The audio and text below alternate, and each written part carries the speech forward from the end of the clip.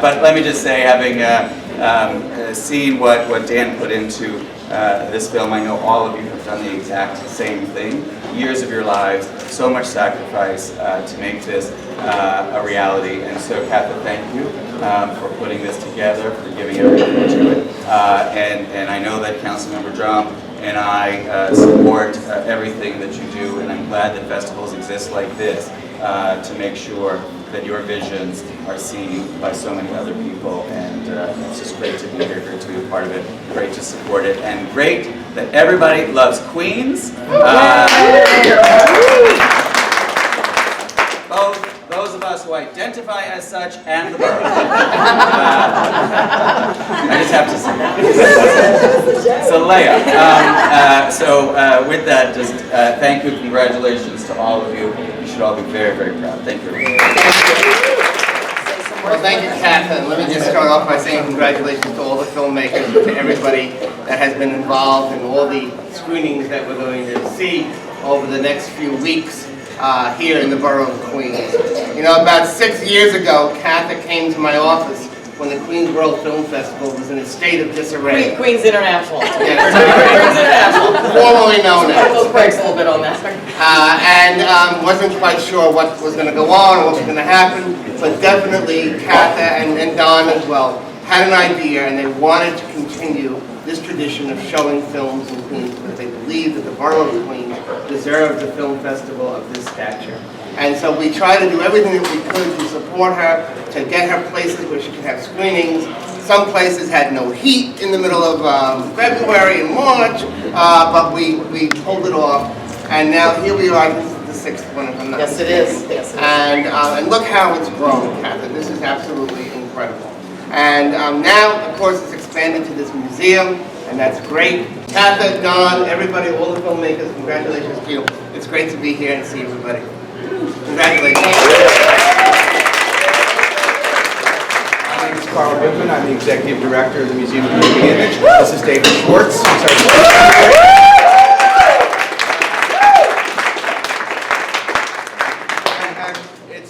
It's my favorite thing when, you know, Todd Haynes was here last week, and Saoirse Ronan from Brooklyn and so on. Lil Bub the Cats. Okay, but for me, what's wonderful is being able to take part in programs that present the work of filmmakers who might at some point have much bigger egos and handlers and publicists and agents, but right now we get to know them at a very important time in their career. And it's especially exciting to know that so much homegrown talent that's in the festival and how it reflects this rapidly evolving creative landscape in Queens. And again, it's not just a place to sleep, it's a place to make art. To be part of this festival in an expanded way this year. We were with them, they had their opening night in their first year, but we've expanded our partnership with them this year. There will be many screenings in the Bartos Theater of your films. Opening night will be here, and we're co-presenting 3, I call them spotlight programs in our Redstone Theater that are going to be absolutely wonderful, featuring 2 people who aren't here yet, and you'll find out a little bit more about that later. But I especially, on behalf of the Moving Image, want to thank Don and Katha for their amazing work. We are part of the Kaufman Arts District here at the museum. We are one of 3 anchors, the other 2 being, of course, Kaufman Astoria Studios, where Sesame Street, Orange is the New Black, and George Clooney was there a little while ago, but has been there since 1920, starting as Paramount Pictures East Coast headquarters. So you're breathing movie history while you're here, and also the Queens Council on the Arts, the supporter of the festival, and our neighbor next door. I'm with Deborah Markowitz at the Queens World Film Festival Media Day, and Debbie, isn't it 3 movies that you have in this? Well, I actually have 4. 2 of them that I wrote, directed, cast, and produced. One that I cast and produced, and one that I just cast. So I have 2 movies that are pretty much mine, and then other 2 movies that I worked on. Okay, so now what do you have in here? Do you have Leaving, and do you want to tell us the movies that are here? Sure. Leaving is mine, as well as The Last Taxi Driver. And then I cast and produced Living with the Dead with Christine Vertugian, who's the director-writer, and Joe Halsey's sneaking around back there. And also I cast Junkie Heaven, which is in here. Okay, so now they're all quite different because you have Last Taxi Driver is comedic and it has to do with zombies. It's apocalyptic. It's the end of the world. And then you have Leaving, which is it's a spiritual film, right? And then explain what else you have going because they're all unique. I know. Well, Living with the Dead is just this magnificently written feature about an 18-year-old whose 19-year-old boyfriend kills himself and the journey that goes after that. It's a coming-of-age movie, but I'm going to let Christine talk about that because that's her film. But yeah, Leaving and obviously Taxi are very different, and my new projects, By Blood and Couple of Guys, are completely different than that. So I kind of like to, whatever moves me at the moment is what I do. So now you're affiliated with the Long Island International Film Expo. How does it feel to be in the Queens World Film Festival? I love being on the other side of the festival circuit. It's amazing. So much fun. And how excited are you when your film is accepted into a festival? I love it. I love it. I love sitting in the audience and watching what everybody around me does and how they receive it. I love when they laugh in the right places. I love when they cry in the right places. So, yeah. And you have one of the stars with you now, Joseph A. Halsey, and I'm going to talk to him next. Okay, he's right over there. Good luck to you, Deb. Thank you so much. Good luck, Deb. I'm in all her Come movies. on, Just step say in, that. step in. Just say I'm in Deb's movies. I want to congratulate you on the Best Actor Award that you won at the Macabre Film Festival. You're very deserving of it. And you earned that for Junkie Heaven, right? Junkie Heaven, yes. Nice little role about a real family guy. Can you tell by the title? Well, the movie was a little difficult to watch, as I've said before, but you portrayed the character so well. It has to do with the devil and addiction and Right. what transpires has something to do with saving one's soul, etc., right? Yeah, I mean, he's basically, metaphorically, he's just on a course to try and heal himself, and to beat this battle of addiction, which is running rampant nowadays. Right. Now, you're also in Leaving now, aren't you? And then I play a little, nice, happy hippie guy in Leaving who's literally, in a sense, haunted by his wife. And, he's a family guy and loves his kids, very, very laid back, unlike the junkie character. Now, what else do you have coming up? I understand that you have a web series coming up that you're filming right now, right? Yeah, Deb's in the process of getting all that together. By Blood is being released. That was fun with Russ Camarda and all the team. And, we'll see what comes down. And whatever happens, I just go and do what I'm asked to do. That's it. I'm like, are you ready? Okay, I'll be there. Hey, and he's good at following direction. Best of luck to you, Joe. Thank you, dear. You're the best. Mwah. At least I got a kiss. Walking in right now, and it's really an honor. People have been asking us, why did you choose Melvin Van Peebles as your Spirit of Queens? He's a maverick.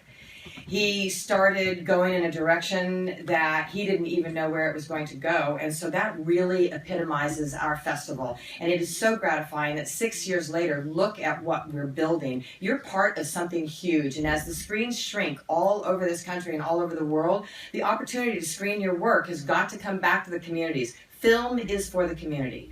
You're going to hear me say this on opening night. You're going to hear some of our associates say it. And I really hope I can get through it without crying because it's very, very meaningful to me.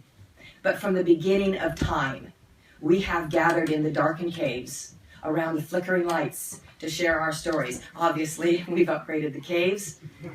The flickering lights are now zeros and ones. The impulse to gather. The impulse to tell your story. The impulse to sit next to somebody who looks nothing like you, and he gasps at what you've gasped at. There's a woman in Nepal who sent her film to us. Can you imagine? That was not financed by her father or her dentist. At a time in that part of the world where ideas are scary, and women perhaps shouldn't have. How you did it, your story about how you started making independent feature films. Do you want to start, Melvin? Well, I was driving cable car one day, which I wasn't even supposed to be able to drive, and a guy says, and so I said, gee, this is interesting, and I go down, and I'll write a book. I got 5. What are you doing writing a book? A book about a cable car. Meantime, just before I got fired, the guy said, "Oh, look at this book here. It's like a movie." That's how I went into movies. Not to be missed, all of it. I'm not going to pick out any one film or filmmaker or venue and say, well, this is blah, blah, blah, because that would be a disservice to everyone else. I really feel strongly that all of the films are worthy of winning something, and maybe one day just being in this film festival is all you need to have. But I will say that you can't, one thing I would talk about is Melvin's film, Sweetback's Badass Song, and Susan's film, Smithereens. Those I can recommend wholeheartedly without having any lost sleep, and suggest you do make them. Also, we have a special screening here in the festival, Saving Jamaica Bay, produced by Dan Hendrick and David Sigal. So without any further ado, oh yes, nominees will be announced on Valentine's Day. That'll gift to you. And now for the sizzle reel. Thank you. If you're planning to catch a flick this weekend, you can get a unique international film experience right here in Queens. Queens World Film Festival. Queens World Film Festival. True stories. We're having a great time. It's a fabulous event.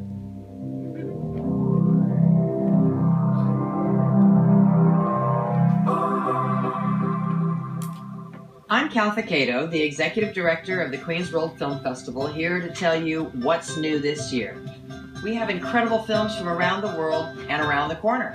These films are breathtakingly moving, action-packed, hysterical, beautiful works of art that we can't wait to share with all of you. I said we could have sex. What more does he want? Intimacy, affection.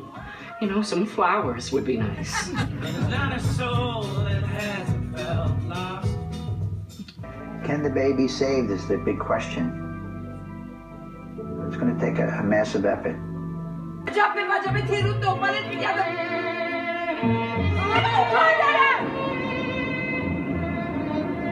think it was all part of this little, she's just this feisty little bulldog that you keep, kicking away. And so I think that kind of tenacious, even though she's quite thin and kind of gawky in her manner, and it's just part of the attitude. I think the walk came out of the attitude.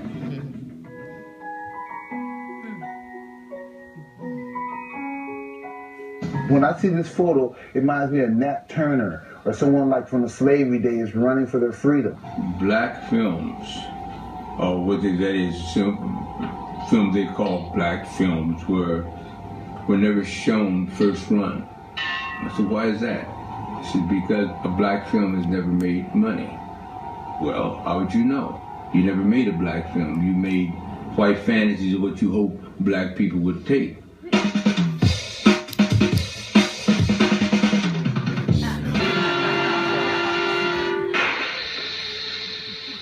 So when we seen that projected on the screen, all it did was help to empower us even more. Yeah, this has finally got it right. The letter A. A number was seen to all of us every day. She had a Band-Aid on it. Never knew the number. I just know there was an A in front of numbers. 4. I don't remember anything about it, and I wish I did. 9. It's a recognition of something I've never acknowledged. 7. He's not the type of person that would have a tattoo, so for him to do it shows how much it means to him. Well, everybody does something. No, not me. You're killing me, Clark. At least pretend to be interesting. No, wait. I can't read.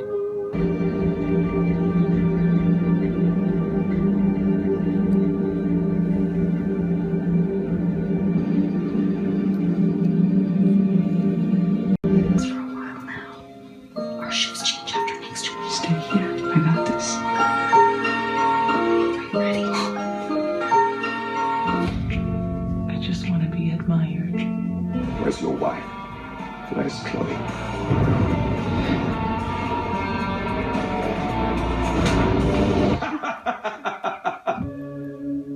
So we started giving cameras to a few of the families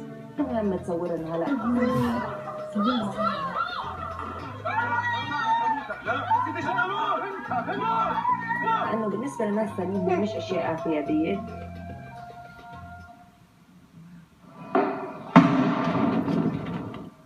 Because after all those stupid cliches poured out that rare feeling of home, home, home, all those deep rents that had made me cry lonely, lonely, lonely all year. After all those stupid cliches flooded me with hope. After all that, it is over. My mom didn't want me to marry you. Gigi, I love you, and that's who I am.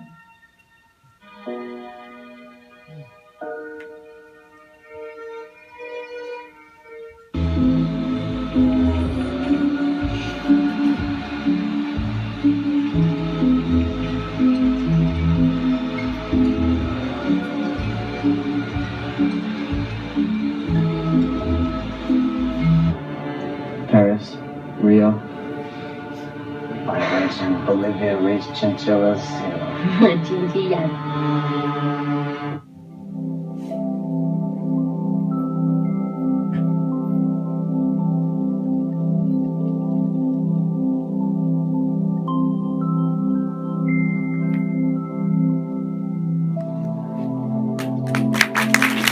Very proud as an indie filmmaker and as a woman producer of indie films that Susan is going to be, that we're doing a tribute to Susan's first feature film, Smithereens. That is going to show also in the Redstone Theater. And this is very meaningful to me for many reasons, not only because I've followed Susan's career from the very beginning, but also because through Indie Collect, we are the people who rescued her original A and B roll 16mm film negative and arranged for it to be archived at the Academy Film Archive, the archive of the Academy of Motion Picture Arts and Sciences. When I took over, when I founded Indie Collect, it was precisely with the intention of saving thousands and thousands of independent movies that people don't realize are at risk of extinction. We took custody of approximately 45 16 and 35 film negatives that had been stored for decades and decades at Duart Film Labs, one of the preeminent independent film labs in the country, based here in New York City.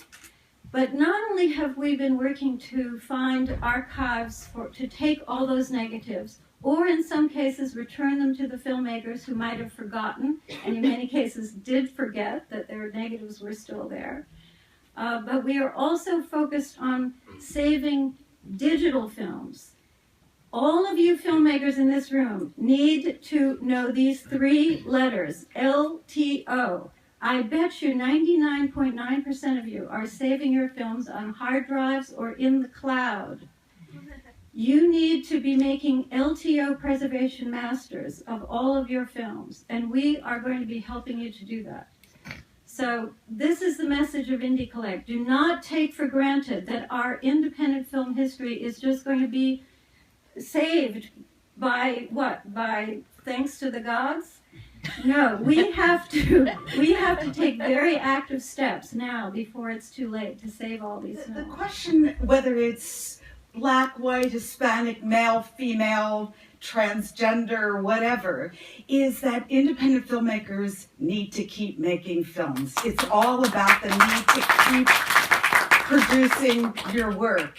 And what is I can be cynical about a lot of things in today's industry, but the thing I am optimistic about, which is different now than it was when I was working 30 some odd years ago, and perhaps you as well, is that now the outlet for these films is so much greater because of the internet, because of just various distribution sources.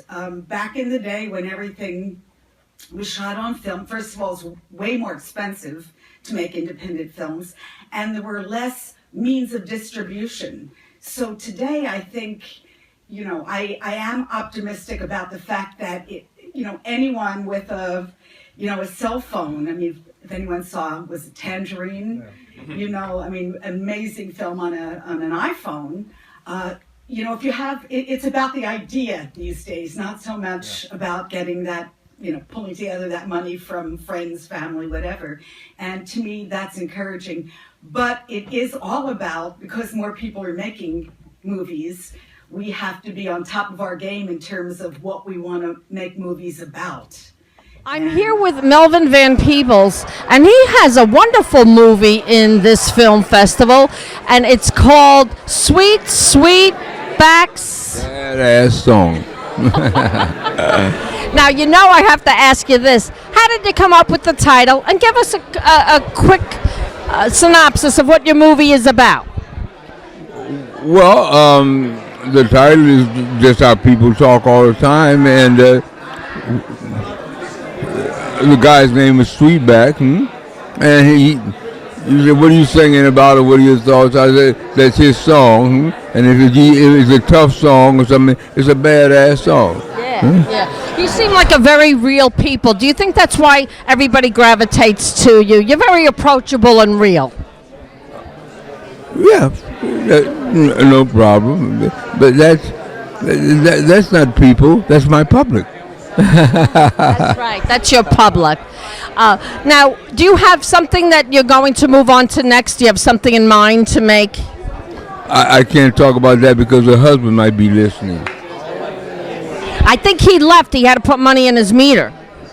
Oh, in that case, yeah. Now, let me ask, are you a singer yourself? It depends who you ask. But I do albums and quite successful and so forth that I sing, yes. Yeah. Now, are you into modern technology? Do you do websites, etc.? What do you mean when you say do I do them? You mean do I make? Are you on websites? Do you tweet? Do you do Facebook? Are you into social connection? Well, you see, I'm not clear on the question. When you say do I do them, you mean? Are you on Facebook? Are you on Twitter? Are you on the internet with a website? I look at it. I listen to it all the time. Do I? Just like a radio, I have a radio. That doesn't mean I do a radio. I'm just not sure what you mean. I correct myself. If somebody wanted to reach you on Twitter or on Facebook, can they see your name and contact you there? They can probably see my name. I doubt if they contact me, they have to go to telephone. Oh, okay. So you like the telephone. So how important is it to you to be in this film festival? Like or dislike, I just don't have it. I don't know. That's why. Go ahead. So now, how excited are you to be in the Queens World Film Festival, your movie? I think it's terrific. This is not the first time I've been here, and I think each time it's just a terrific place. The nice thing they do, they support. That's why I came. Good. Well, the best of luck to you with your film. Thank you very much. Thank you. You're welcome.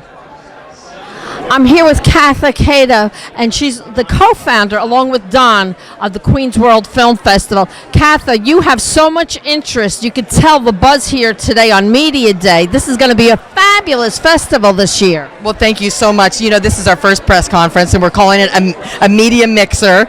And my job really is to make sure that all of you know the incredible work that's in this festival so that the people of Queens can come and see incredible international films. I know. I live on Long Island now, but I grew up in Queens, in Jackson Heights. I went to school in Astoria, so my heart and soul is always going to be in Queens. And it's so funny because I used to live down the block from PS 69. Where in Jackson? Oh, I live down the block from Jackson Heights. From 78th off Roosevelt. We're at 75th off 35th. We're practically neighbors. I know. I went to St. Joan of Arc. Oh, yes, of course, of course. Yeah. But I wanted to tell you that we have something in common that you don't even know about. Uh-oh. You were in the movie Stuff, right? I was briefly, but I had to bow out for Did you take the role? I took your place! I didn't even know that. I'm Isn't so that happy. A small world? It is. It's wonderful. And that small world is because of the Long Island International Film Expo. Yes, I know. and Deborah had called me, and I never knew it was you until just before we got here, and she mentioned to me that you were originally slated to have the role of Grandma and stuff. That is so funny. You know, I'd had a very bad health situation, and it just became a little bit too much for me at the time, and I'm thrilled because, you know, it happened for the right reason. I'm thrilled for you. I'm sure you did a beautiful job. I know, I did, but this is something that you might be happy about, but they gave almost all my lines to Grandpa. Well, you know, you need to watch Grandpa. I could tell that he was a line grabber.